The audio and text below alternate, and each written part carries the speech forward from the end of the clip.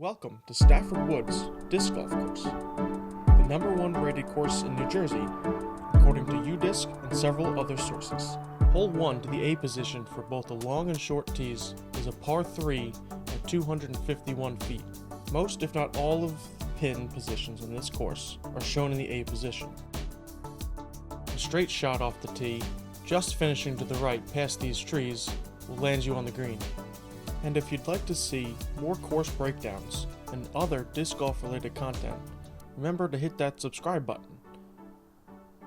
Hole 2 is a par 4. To the A pin, it's 509 feet from the long tee and 355 feet from the short tee.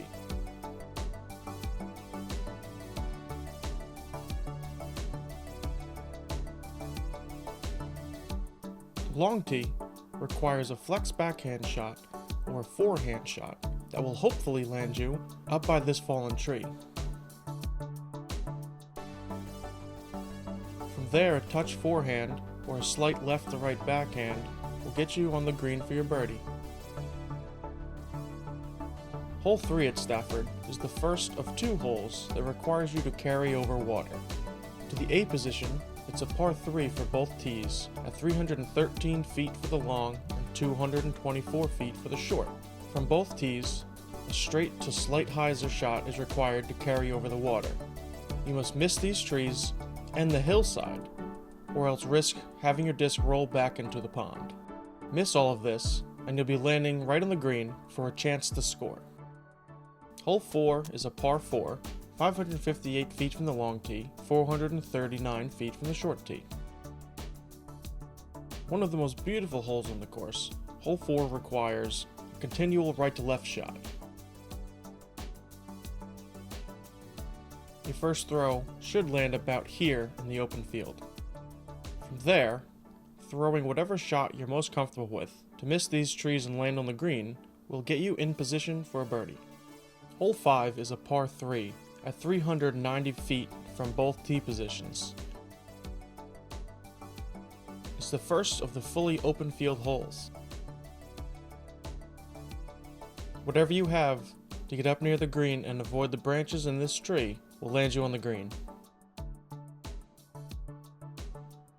Hole 6 is a par 4 at 571 feet from the long tee and 428 feet from the short tee. A long straight shot with a slightly left finish is ideal for your first throw, as the trees have a larger gap on the left side. Your second shot approaches one of the signature greens at Stafford Woods. You now have a decision. Try to land it on top of this built-up green, or lay up and take your par. Par 3 at 300 feet from the long tee and 192 feet from the short tee. Hole 7 is our second hole at Stafford Woods that requires a water carry. After a seemingly daunting task to hit this tunnel shot, with a slightly left to right finish, landing in the green will be your reward with a well-thrown shot. Hole 8 is a par 4 at 411 feet from the long tee and 359 feet from the short tee. Starting with 150 to a 200-foot straight shot, selecting the right disc is important at this hole. You want your shot to have a strong left finish, or even a skipping driver shot, to push as far left as you can for your second shot. From there, choosing the left or the right side around this grouping of trees will bring you to the green. Hole 9 is a par 3 at 301 feet from the long tee and 213 feet from the short tee. The long tee requires a forehand shot that pushes through this tight line. Although you have a much easier straight shot from the short tee, both lines require hitting tight gaps.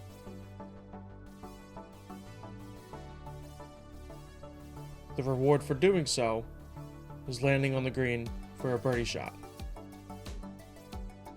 After a short walk from 9, we arrive at 10's tee pad and find a par 3 at 257 feet from the long tee and 215 from the short tee. For this hole, grab your straightest putter or mid-range and throw the straightest shot that you have. If you do that and throw the right distance, you'll be parked under the basket. Hole 11 is a par 5. The long tee, 775 feet, and the short tee, 616. Hole 11 requires a few different types of shots. Off the long tee, your first shot needs to be a straight with a hyzer finish to land around here or even push a bit more forward. Your second shot should be a forehand or backhand turnover, trying to clear this small mound.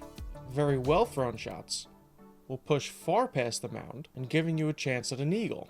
Most players will arrive at the green in 3 with a chance at their birdie. Hole 12 is a par 3 at 243 feet from both the long and the short tees. This hole requires a straight uphill shot with a left finish. You also need to throw it higher than you think you need to access the green over these retaining walls. If you do that, you'll land on the green for a shot at a 2. Hole 13 is a par 3 at 204 feet from both the long and the short tees. Going back down the hill, a straight right finishing shot with a tight gap about 3/4 of the way down the fairway.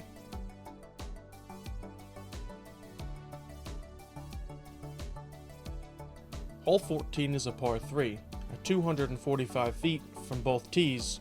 Distance is not the issue for this hole. Slightly uphill and right to left all the way, a good shot through this tight line will land you on a slanted green for a shot at your birdie. Beautiful hole 15 is a par 4 at 731 feet from the long tee and 591 feet from the short tee. Hitting a clean line out of the woods is the first goal in this hole. Your second goal is positioning yourself to be able to approach the green on your second shot.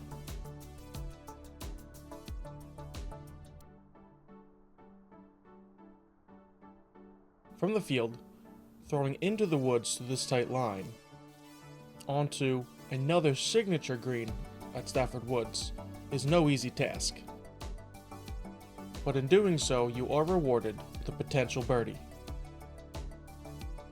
Hole 16 is one of the signature holes at Stafford Woods. Par 4 at 545 feet from the long tee, 497 feet from the short tee. This is definitely a scoreable hole. As the lines from both tee pads converge, they form the fairway. A long wide open shot awaits you from either tee. The more distance you have, the easier your approach shot will be to this hanging basket. Getting close to the pin is especially important on windy days. For hole 17, we're back in the woods. A par 4 at 520 feet for the long tee and 362 feet for the short tee.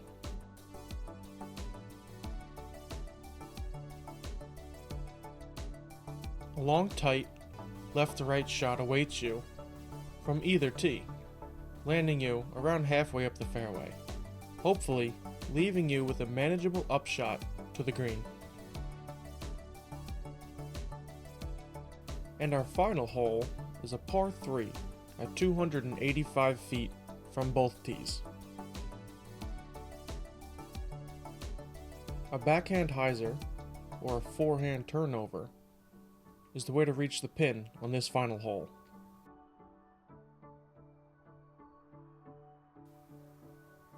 And there you have it. If you liked this video, remember to like it, and if you want to see more course breakdowns, remember to subscribe to HyzerMedia. Thanks for watching.